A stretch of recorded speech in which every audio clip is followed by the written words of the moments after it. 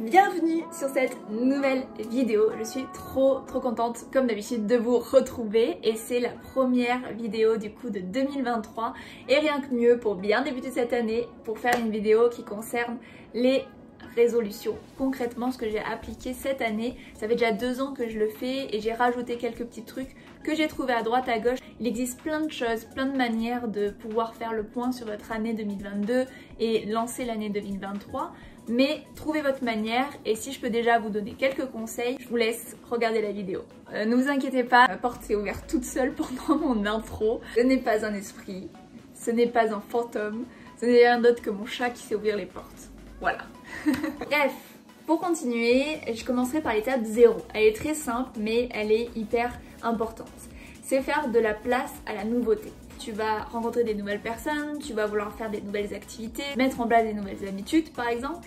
Mais du coup, pour que ces choses-là aient de la place, eh bien il faut un peu faire le ménage sur des choses qui ne te conviennent plus. Te séparer peut-être de personnes qui sont toxiques, des choses en tout cas qui ne te correspondent plus ou qui ne correspondent plus à la personne que toi tu veux être en fait. J'ai posé sur papier toutes les personnes que j'ai fréquenté sur l'année 2022 et je me suis posé la question, est-ce qu'elle m'apporte du positif ou pas? Et à côté de ça, j'ai quand même aussi fait une liste des personnes qui je sais m'apportent du positif mais que je n'ai pas assez régulièrement vues sur mon année 2022 et ça c'est ce que j'aimerais apporter sur 2023, les voir plus régulièrement par exemple. Le premier exercice que je vais te proposer de faire, c'est de lister tous tes kiffs de l'année 2022. Parce que c'est hyper important finalement déjà d'avoir de la gratitude de ce qui s'est passé et même si c'était pas une année folle pour toi, bah finalement il s'est forcément passé des choses positives. Et surtout de lister tout ce que tu as kiffé sur l'année 2022, c'est peut-être des schémas, des choses que tu as mises en place qui ont marché et que du coup tu peux reproduire aussi sur ton année 2023. Et crois-moi, quand tu fais le point sur tout ce qui s'est passé de positif, bah en fait tu te rends compte qu'il y a des bons moments et surtout ça te fait passer un bon moment de le faire. Donc sur cette étape-là, tu peux te poser la question, qu'est-ce que tu as vécu? Qu'est-ce que tu as accompli? Qu'est-ce que tu as aimé? C'est un peu 3 points déjà que tu peux te poser pour faire ta liste. Ensuite, l'exercice numéro 2 va t'aider pour l'exercice numéro 3. Donc fais-le bien dans cet ordre-là. L'exercice numéro 2 consiste à s'écrire une lettre à soi-même. Et c'est un exercice donc, qui est tout nouveau pour moi cette année, mais je trouve ça hyper intéressant. Donc, il consiste à ce que tu t'écris toi, ton toi de 2023 du coup, à ton toi de 2024. Et tu n'ouvriras cette lettre que en janvier 2024. Ok, donc tu la scelles, tu la mettras dans une enveloppe que tu n'ouvriras pas avant. Et en fait, c'est écrire donc du coup tout ce qui va se passer et le soleil fut. Le genre de problème où tu as du coup trop de soleil sur ta vidéo. Problème résolu du coup, je revenais donc à ce que je disais. Donc en fait tu vas écrire à ton toi de 2024 et c'est vraiment d'utiliser la première personne, donc le je, et vraiment de te projeter dans tout ce qui va se passer sur 2023. En fait tu lui racontes à ton toi de 2024 ce qui s'est passé. Donc dans cette lettre, vraiment va chercher tout ce que tu désires, tout ce que tu as envie, toutes tes peurs aussi, tes questionnements. Tu peux vraiment tout écrire. Tu te parles à cœur ouvert à toi-même. L'exercice numéro 3 du coup va être autour de tes sujets principaux. Et pourquoi je disais que l'exercice numéro 2 avec la lettre va t'aider, c'est que quand tu vas écrire ta lettre, naturellement en fait tu vas parler des projets. Et en fait moi ce que j'ai fait c'est que j'ai fait ressortir point par point. Je vais essayer de vous montrer. Je pense que vous n'allez pas voir grand chose, mais en gros le but c'est vraiment de mettre ce qui se passe par sujet. Couple, YouTube, mon développement personnel, woman entrepreneuse et l'installation aux States. Donc vous avez rien vu sur moi. Vraiment le but de pouvoir vous projeter encore plus profondément et plus précisément dans ce que vous voyez. Du coup c'est un peu le même principe de la lettre, mais là faites-le sujet par sujet. En réalité cet exercice numéro 3, il vous aide aussi à mettre en valeur 3 gros projets que vous voulez. Moi je ne m'autorise pas plus de 3 projets parce qu'en fait votre cerveau il n'est pas capable de gérer trop de chantiers en même temps. Donc vaut mieux en faire 3 bons et ensuite peut-être évoluer dans l'année et changer parce que vous avez peut-être un projet qui a vachement bien évolué et que vous pouvez passer sur un autre. Je viendrai sur ce document là et je me dirai ok, quels sont les autres chantiers que j'avais quand même envie aussi de développer sur 2023. Donc voilà pour l'exercice numéro 3. Ensuite il nous reste 2 exercices. Du coup reste jusqu'à la fin parce que le 5e exercice il est pépite. Ça va être vraiment l'introspection de ta life.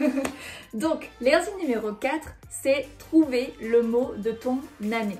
C'est un jeu que tu peux même faire, moi je l'ai fait avec ma famille, avec mes parents, avec mon frère, ma grand-mère, enfin bref, on l'a fait en famille, de trouver le mot finalement de ton année. C'est un mot, ça peut être un nom, ça peut être un verbe, ça peut être ce que vous voulez, mais ça doit être qu'un seul mot. Donc ça je vous laisse le faire. En plus, ça crée vraiment des petites conversations pépites. Et pour finir, le 5e exercice que je vous propose, c'est finalement les 8 domaines de vie. Je ne sais pas si vous connaissez, mais on a 8 domaines et c'est de faire un peu le bilan finalement dans ces 8 domaines. Donc je vais vous les donner. Alors, vous avez le premier, c'est relations, sexualité. Le deuxième, c'est la relation familiale, les relations que vous avez avec vos proches. Ensuite, le numéro 3, c'est vocation, carrière. 4e, c'est finances, votre relation à l'argent, comment se portent vos budgets, comment vous gérez votre argent. 5, c'est social et la relation en fait finalement avec les autres. 6, c'est la santé et aussi de la manière dont vous prenez soin de vous. 7, ça va être le mental et même le développement au final de vos capacités mentales. Et le 8e, c'est la spiritualité et aussi finalement cette ouverture et cette connexion que vous pouvez peut-être avoir avec ce qui est un peu plus grand que nous. Donc finalement, ce qui consiste de faire le point sur chaque catégorie, où est-ce que vous en êtes, qu'est-ce qui peut être amélioré. Peut-être qu'il y a des choses qui vont très bien, attention, quand on fait d'exercices, ça ne veut pas dire d'aller chercher tout ce qui est négatif. Pensez aussi à faire ressortir le positif. En relation amoureuse avec Christ, il y a plein de choses positives, comme des choses peut-être qu'on peut améliorer, et encore. Peut-être voyager, vivre encore plus d'expériences, donc ça c'est des choses peut-être que moi je peux créer plus d'activités à deux pour nous créer plus de moments à deux. Peut-être qu'il y en a 2 ou 3 de catégories que tu as envie aujourd'hui d'upgrader, d'évoluer. Ça te permet aussi donc du coup de focus encore sur ce que tu as envie d'améliorer. Donc voilà, c'était les 5 exercices que je voulais vous proposer de faire. C'est super simple.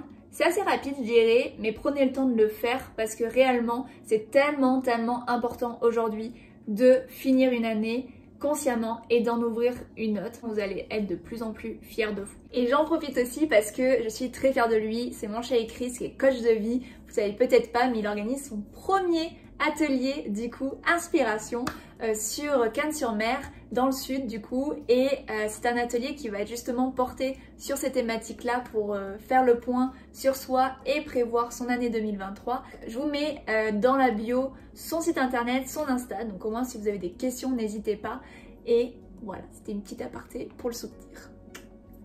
Oui, je l'aime trop fière de lui, ça va être trop cool. J'ai réussi à vous regarder tout le temps. Et ouais, je fais des efforts. Commencez bien cette année et je vous souhaite une très belle année 2023. Les